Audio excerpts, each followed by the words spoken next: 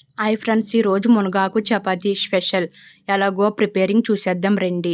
ముందుగా ఫ్యాన్ పెట్టుకొని ఆయిల్ పోసుకొని మునగాకును వేగించుకోవాలి.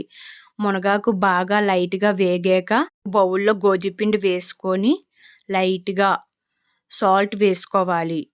లైట్‌గా ఆయిల్ కూడా వేసుకోవాలి. మనం వేగించుకున్న మునగాకును కూడా వేసుకొని 3 బాగా కలపాలి. కలిపాక లైట్‌గా వాటర్ పోసుకొని ఒక ముద్దలా కలుపుకోవాలి. కలుపుకున్నాక ఆయిల్ పోసుకొని 5 నిమిషాలు ఉంచాలి. తర్వాత ఉండలు చేసుకోవాలి. ఉండలు చేసుకొని ఇప్పుడు చపాతీలా చేసుకోవడమే.